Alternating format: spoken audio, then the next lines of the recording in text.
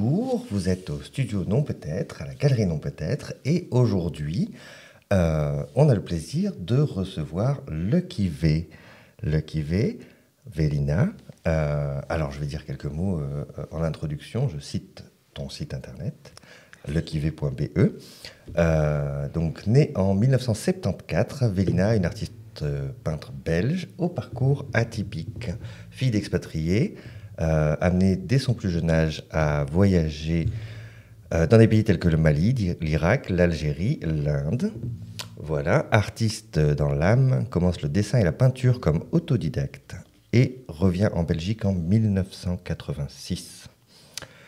Voilà, étudie les arts plastiques à Sainte-Marie à Bruxelles et obtiendra son diplôme d'architecte d'intérieur à Saint-Luc, à Bruxelles également. Voilà. Vélina, Lucky V, il naît de voyages plus intenses que celui vers la liberté. Quelle belle introduction. Merci Julien. Alors déjà, je voulais te remercier infiniment pour ta démarche et la possibilité aux artistes de venir s'exprimer. Donc, je me présente, donc, comme l'a fait Julien, je m'appelle Vélina et j'ai créé ma marque, ou en tout cas mon logo Lucky V. Je suis partie avec ce logo suite à des grosses difficultés, je veux dire, qu'on rencontre un peu tous dans notre vie. Et il y avait deux possibilités qui s'offraient à moi. Soit je fermais tout, soit je remontais. Et ce lotus est très important parce que c'est vraiment l'éveil. Donc le bourgeon signifie l'humain et le lotus, la fleur ouverte, signifie justement l'éveil. Et le LV était important, donc Lucky V, LV était vraiment très important parce que c'était l'élévation. Et donc voilà comment est apparu le logo Lucky V. Et donc ma nouvelle vie, ma renaissance. Je suis retournée à mes premiers amours, qui étaient la peinture, après l'architecture. Alors j'ai un art qui est qui se veut joyeux, c'est-à-dire que de toute tristesse, de toute émotion douloureuse, je la transforme en quelque chose de positif. J'estime que ce soit dans l'architecture d'intérieur ou dans la peinture, que le beau est important pour les gens, la joie est importante. Et donc voilà, ça se veut, c'est un art qui se veut lumineux et joyeux. Donc je travaille principalement l'acrylique et je pense qu'on me découvrira mieux à travers les explications d'étoiles que je fais. Oui. Donc on est sur un art cathartique en premier lieu.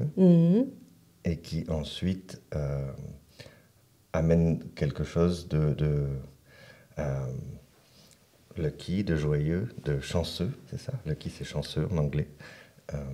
Oui, il a sa petite signification à côté, c'est que, en fait, je suis une amoureuse des animaux depuis que je suis née, et Lucky, c'est également le nom de mon chat.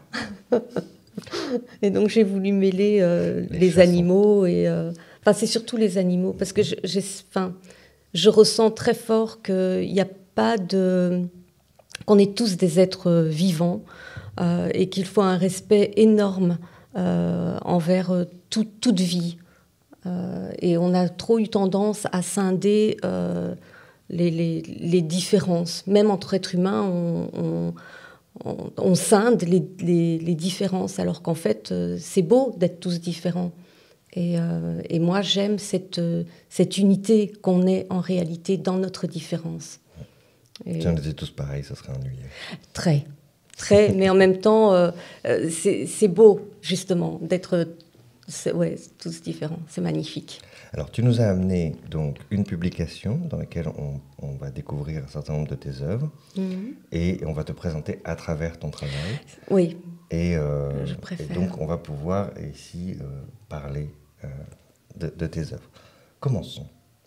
Alors, si tu veux bien. Ouais, je veux bien. C'est gentil. Merci, Julien. Alors, on va mettre la toile L'Univers. Voilà, alors ça c'est une toile, je travaille toujours, en fait toutes les couleurs que je fais, je prends pas la couleur et la mettre directement, j'ai toujours des mélanges, donc elles sont toujours uniques. Le bleu qui est ici donc sur les contours et en fait qui reprend toute la toile, c'est le bleu, c'est pour moi l'amour. Donc en fait chaque couleur a une signification et on peut guérir avec les couleurs. Donc c'est pour ça que la couleur est très importante, je trouve, pour moi dans la vie, parce que même une personne, si vous mettez par exemple un masque et que vous venez apposer des couleurs au-dessus ici de votre chakra coronal en fait, vous savez déterminer si c'est une couleur chaude, une couleur froide, et on peut guérir, donc comme je le disais, avec une inflammation par exemple, on va appliquer du bleu. Voilà, enfin, c'est juste une petite parenthèse. Hein. Alors ici, pour moi, le bleu, donc c'est vraiment l'amour. C'est l'amour divin, je veux dire, c'est l'amour ultime, universel, qui rejoint tout, qui unit tout. Et alors le bordeaux, qui traverse ici, ça c'est vraiment l'amour humain, la passion, le côté plus pas vivant, mais plus incarné. Oui, plus incarné et avec toute cette puissance. Et les deux donc sont mis ensemble. Et alors après, le doré, c'est vraiment la sacralisation, c'est-à-dire qu'on a vraiment cette jonction entre la création et nous. Donc on ne fait plus qu'un, mais on est sacralisé en fait. C'est vraiment le passage entre ces deux forces. Donc on va regarder une deuxième œuvre et la commenter. On t'écoute. Ah, voilà. Alors ici, on est sur Full of Love. Alors en fait, je peins des portraits émotionnels. C'est-à-dire que plutôt que de peindre des portraits physiques, je peins ce que je ressens de la personne. Et ici, je m'étais un peu penchée sur Chris Martin du groupe Coldplay. Et j'ai vraiment beaucoup ressenti que c'était une personne très perfectionniste, mais avec des idées mais qui fusent de partout. Et c'est pour ça qu'il y a cette structure où on voit vraiment, il y a toujours l'univers. Donc le bleu du fond comme ça, c'est toujours l'amour divin. Donc c'est toujours la création, ça. Alors le nombre de lotus, c'était pour le nombre du groupe, en fait, le nombre de personnes dans le groupe. Et alors, toutes les petites bulles, ce sont ces petites bulles de créativité qu'il a, mais elles sont quand même structurées puisque c'est quelqu'un d'assez perfectionniste. Et le cœur, c'est simplement le petit clin d'œil parce qu'il a un tatouage en cœur sur son bras. Très bien. On est dans quelque chose qui est proche du mandala tibétain, un petit peu. Oui, si on veut. Ouais, j'avais pas vu ça comme ça, mais un autre regard, ça fait du bien aussi. Très bien. Et donc le titre, tu peux rappeler? Full of Love, parce qu'il avait fait son album, enfin, il y avait un titre Full of Stars, et je me suis dit, ah non, mais ça va être Full of Love. Très bien. Ensuite, nous avons... Alors, le chemin. Le chemin, c'est... ça décrit... dans la vie, on a des moments où l'univers nous met toujours la même chose jusqu'à ce qu'on comprenne. Donc le même événement qui se reproduit inlassablement parce qu'on n'a pas passé l'étape au-dessus de compréhension. Et le chemin, c'est également ce que ça veut dire. Donc ici, dans le bas, on voit qu'on est vraiment du côté très terre, très ici la planète, avec donc le bleu, le brun, le soleil, les arbres, enfin tout ça. Et puis alors après, on a le doré et on a de nouveau en fond toujours l'univers, parce qu'on est toujours accompagné. Quoi qu'on dise, quoi qu'on fasse, on est toujours accompagné. Et alors le mauve là-bas dans le fond, c'est vraiment la dernière demeure, ce que moi j'appelle la dernière demeure. Et les 3 cercles, ce sont les visions, donc les étapes Et alors, ici, ce que ça veut dire, c'est qu'à un moment donné, donc on a cette idée, puis on apprend, mais entre le moment où on a rejoint la compréhension totale, on passe par un no man's land. C'est-à-dire qu'on n'est plus sur l'ancienne idée, mais on n'est pas encore sur la nouvelle. Et là, souvent, c'est très inconfortable, ce no man's land. On est dans un moment de charnière, ouais, un moment charnière comme ça. Et c'est assez inconfortable, mais on en a besoin, il est nécessaire. Et une fois qu'on a passé ce no man's land, là, on a compris, on a appris, et on a des nouvelles étapes qui recommencent, mais qui ne sont plus les mêmes qu'avant. C'est Jonathan Livingstone, le goéland.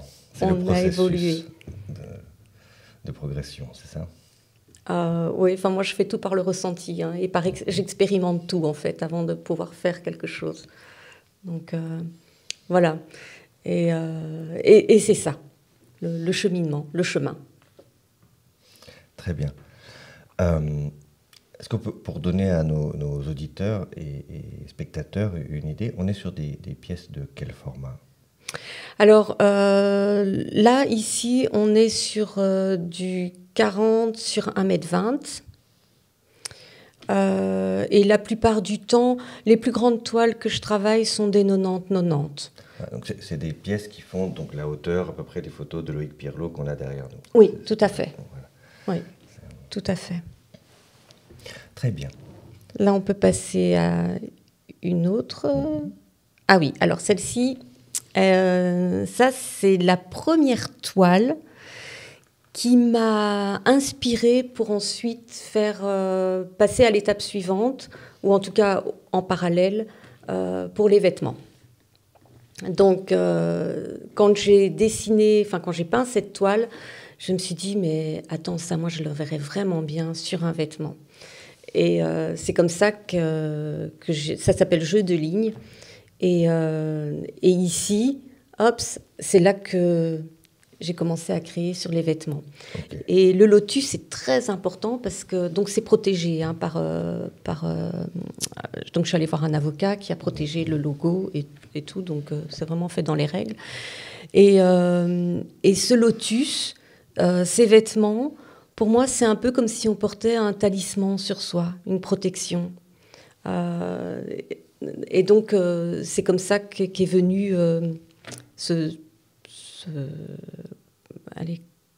cette nouvelle, je ne sais pas comment on peut dire. Une nouvelle étape, un nouveau support aussi, un nouveau médium. Voilà, c'est ça. Merci Julien, je ne trouve plus mes mots. Et donc voilà, et ce que ça donne, en couleur, ça donne aussi ceci. Voilà, bon, ça c'est qu'un exemple. Hein. Quand on va sur le site internet, on voit, il y a vraiment les vêtements, il y a les sacs, il y a les... et de nouveau, très, très coloré, quoi. Et la plupart du temps, je prends des extraits de tableaux que je mets ensuite sur les vêtements, que j'appose sur les vêtements. Très bien, donc là on est sur le départ d'une autre étape dans ta carrière. Donc là, c'est toujours en parallèle. De la peinture au stylisme. Oui, et c'est toujours en parallèle. Je ne fais pas l'un ou l'autre, je fais toujours les deux. C'est en même temps. Très bien. Ouais. Quelles sont les difficultés rencontrées, par exemple j'imagine que c'est quand même pas usuel pour un peintre de créer une marque de vêtements. C'est pour toi donc trouver, sourcer, reproduire la couleur de la toile ou de la peinture sur un matériau qui est différent. C'est un processus qui a dû te prendre beaucoup de travail, j'imagine. Oui, en effet. Mais c'est pas si difficile que ça non plus. C'est long, c'est très long à faire. Mais une fois que c'est fait... en mois non, quand même pas. Mais en semaine, ouais. C'est beaucoup de travail parce qu'il faut jouer avec les supports aussi, enfin avec les matériaux qu'on a et les programmes informatiques qu'on a aussi. pour pouvoir le faire. Hein, c'est tout un processus. Alors, tous les artistes ne savent pas numériser leurs toiles, non, surtout quand c'est des grands formats, dans des bonnes conditions. Ensuite, il y a la partie sourcer des fournisseurs ou travailler avec un couturier ou un fabricant. J'imagine que compte tenu de l'engagement qu'il y a dans tes toiles, tu ne vas pas forcément te servir dans de la fast fashion qui va finir dans des îles de pollution au milieu de l'océan. Non, du tout. Déjà, c'est à la demande. Et alors, non, les matériaux sont véganes aussi. Donc, c'est une marque de vêtements, en tout cas, qui dit vegan. Mais je ne produis pas en grosse quantité. Hein. Comme je dis, c'est toujours à la demande, quoi. Et puis, c'est un début. Hein. Pour l'instant, je fais connaître la marque. C'est un début. Voilà. Mais bon, je fais pas mal d'expos avec les tableaux. Donc voilà, j'ai un peu les deux casquettes. Alors, c'est la transition parfaite, puisque justement, à Bruxelles, tu vas exposer ce printemps et au début de l'été. Oui, donc là, j'expose le 21, 22 et 23 mars. On a une affiche. Oui, à Laken, voilà. Donc j'expose avec The New Artist, donc Régis Gomez qui a créé The New Artist. Il a sa galerie d'ailleurs à Namur. Et ça fait maintenant 2 ans à peu près que je travaille avec lui. Et là, il a réussi à avoir à peu près 80 artistes qui vont exposer. Et donc voilà, je vais passer mon week-end là-bas. Et j'espère y rencontrer quand même beaucoup de monde. C'est toujours très, très sympa de rencontrer les gens sur place. Parce qu'il faut savoir que les œuvres, nos peintures, quand on travaille la couleur comme moi je le fais, en photo, ça ne donne pas. On a beau faire ce qu'on peut, on aura un peu la couleur, mais il faut vraiment le voir en vrai. Quand on est sur place, la couleur, elle a une autre dimension. Oui, tout à fait. C'est la question de la matière. C'est ça. Tu as parlé de dorure, de doré tout à l'heure. Donc évidemment, on ne sait pas reproduire en on ne le voit pas. Voilà, c'est ça. On ne voit pas le grain de la toile, on ne voit pas le coup du pinceau, on ne voit pas l'intensité non plus, parce que les couleurs se travaillent. Enfin, je ne sais pas si tu avais vu déjà aussi, c'est que je ne signe pas mes toiles devant. C'est toujours à l'arrière. Pourquoi ? Parce que justement, ça laisse la possibilité de la mettre déjà dans le sens que veut la personne une fois qu'elle l'a. Et aussi, pour moi, c'est mettre la signature vient un peu, bon, je veux pas, un peu faire tache sur la toile. Tu vois, on n'aura pas la même couleur, on n'aura pas, enfin, tu vois, ça vient un peu. Et aussi, oui, j'ai oublié de te dire une chose, c'est aussi le côté. C'est marrant que tu m'en aies pas parlé, mais c'est toujours très géométrique chez moi. Et ça, c'est le côté plus architecte d'intérieur qui est là. C'est-à-dire qu'une toile, je la construis. Et pour moi, la couleur, pour qu'elle puisse s'épanouir et se développer, enfin, se donner, en fait, elle doit être équilibrée. Il faut une certaine structure, un équilibre, parce que, tu vois, comme on reparle maintenant de voir l'étoile en vrai, tu as une teinte un peu plus foncée, un peu plus saturée de l'autre côté, un peu plus claire, mais avec une pigmentation plus intense. Tu vois, mais tout ça se voit que quand tu la vois en vrai. Voilà. Oui, ça participe du feng shui de la pièce. Ah, tu fais aussi du feng shui ? Très mal. Mais c'est comme je joue du ukulélé, avec beaucoup de bon cœur. Ah ben voilà. Mais c'est souvent, le feng shui est souvent instinctif, hein, attention. Alors, donc oui, il y a cette expo-là. Très bien. The New Artist Expo, on va le redire pour nos auditeurs. Donc, 21, 22, 23 mars 2025, rue Dieudonné Lefebvre, numéro 4, à Laken 10-20 à Bruxelles. Très bien. Mais ce n'est pas la seule. Non. Il y en a une autre. Il y en a une de prévue donc, Attends, je vais te le mettre ici, voilà, à l'Hyperspace. Donc c'est une galerie qui se trouve à la chaussée de Wavre. Et là, c'est une expo solo. Donc, une monographie. Ouais, tout à fait. Et là, je serai donc toute seule. Et là, c'est du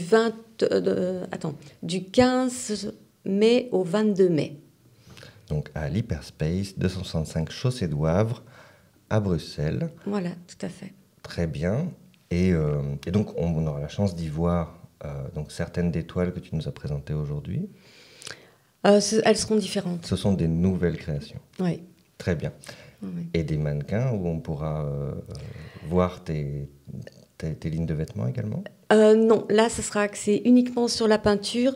Un pop-up store est prévu plus tard, mais pour le moment, non. Ça va être uniquement la peinture. Parfait. Écoute, Vélina, Lucky V,